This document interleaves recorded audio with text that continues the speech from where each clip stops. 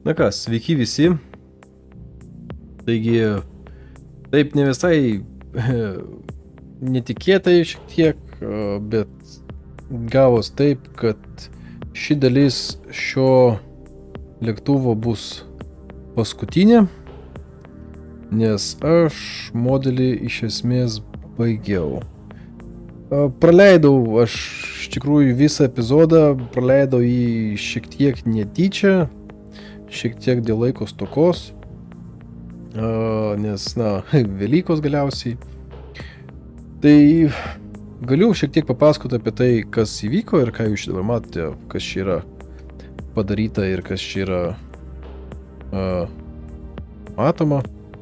Tai trumpai apie dekolės, nesustojom ties jom ir aš jas turėjau klijuoti ir rodyti, kaip jas dėt.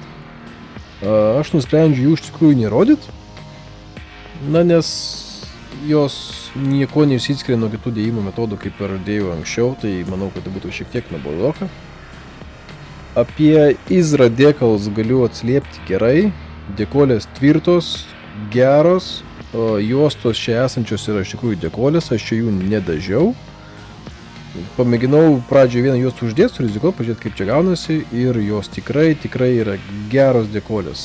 Super užsieda gražiai.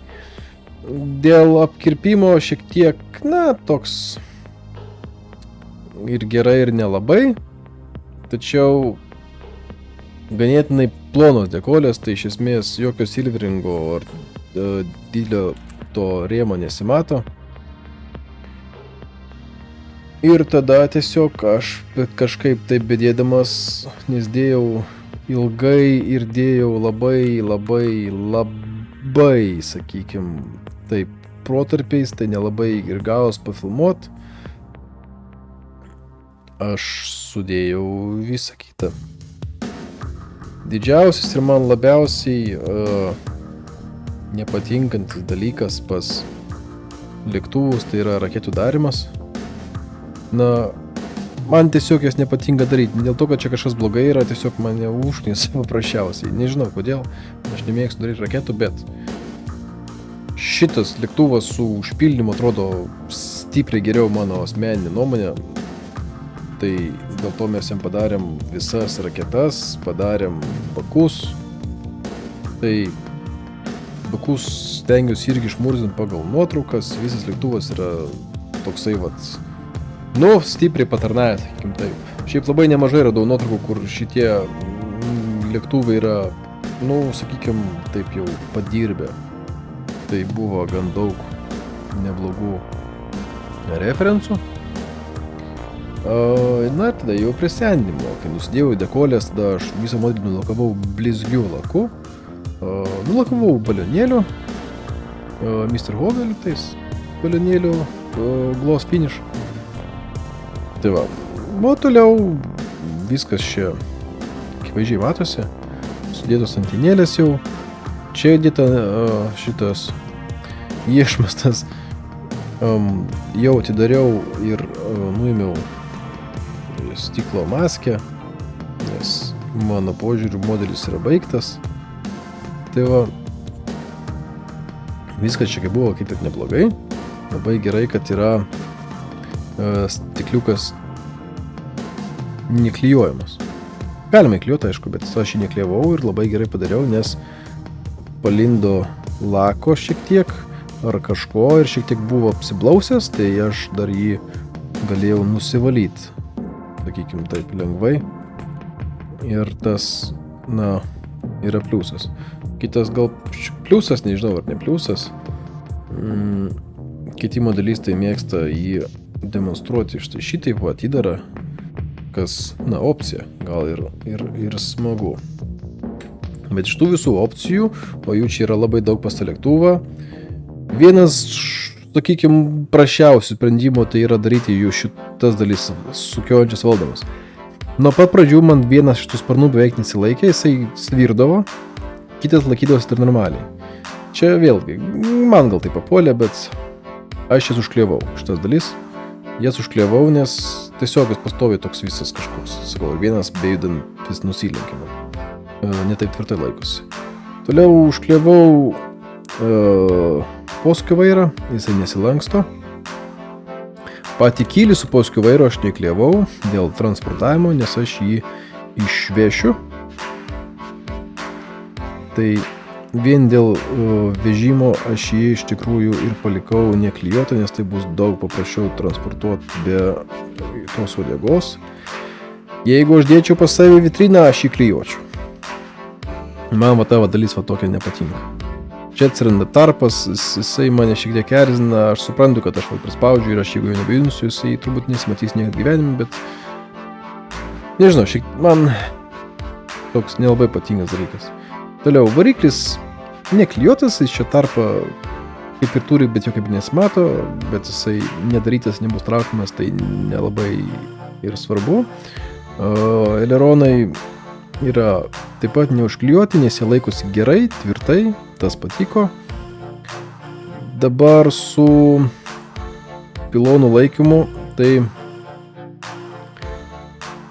galim mes dabar apsiversti gal tą lėktuvą, kad aš jums galėčiau kažką parodyti, apie ką aš kalbu aiškiau. Taip, tik aš gal noriu pasidėti dar, vėlgi verčiat, reikia saugot stiklus, nes jie braižosi lengvai. Tai va, dabar čia išsiėmė dalis, kita dalis yra įklijuota, čia irgi berods išsiėmė kartu, va. Kol kas nežinau, ar klijuosiu. Šitų gal, kurios yra ant gumelių, tų duotų taimijos, aš gal ir neklijuosiu, nes jie laikosi gan tvirtai. Ir čia iš tikrųjų taip pat irgi atskirai laikosi. Bet jie laikosi tiesiog taip tvirtai, kad aš gal neklijuosiu, nes nematau prasmės, sakykime taip. Ir šitos dalis puikiai atsistoja į savo vietas ir čia irgi laikosi tvirtai gerai. Tai super sprendimas iš Tamiya, šitas man patiko. Šonai. Šoninius pilonus aš užkliavau ir raketas einančias ant jų aš turbūt klijuosiu, nes čia jos laikosi per silpnai. Man besukant modelį, gal video pradžioje pastebėjot, kad vis iškrisdavo. Tai jis laikosi, bet jis, toks labai nestiprus laikymas. Tai bijant, kad pamėsiu, tai aš jį turbūt irgi užklijuosiu. Tai va, bendrai dabar, sakykime, pakalbėsiu apie patį rinkinį. Tai šitam rinkiniui buvo dadėtas tik tais, sakykime, tas prieitusis skydelis, kabinos 3D lipdukai ir pirktos dekolės. Visa kita yra rinkinyje ir daryta iš rinkinio.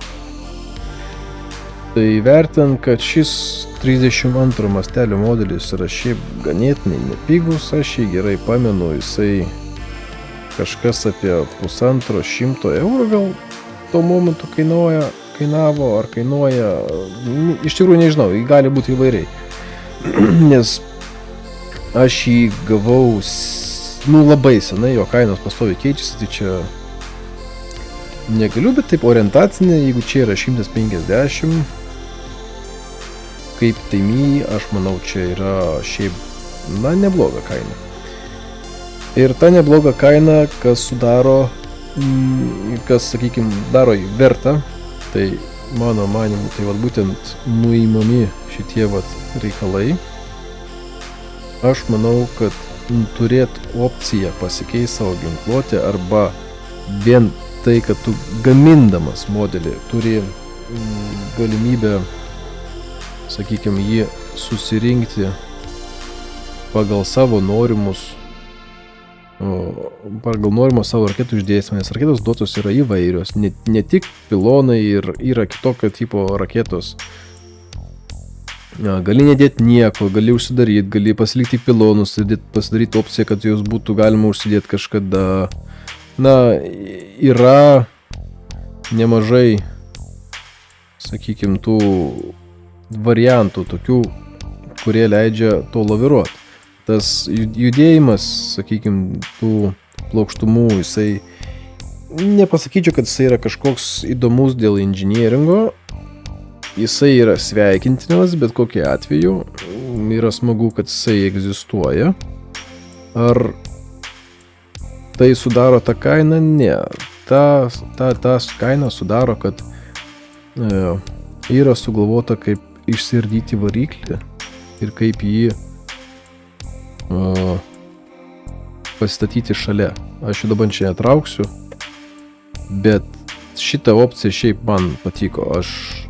Jeigu būčiau daręs modelį ne pagal taip, kaip jis buvo paprašytas, aš būčiau daręs variklį ir gal tikrai būčiau dėjęs ant karutį, kuris irgi yra duotas, kas man taip pat labai labai patiko.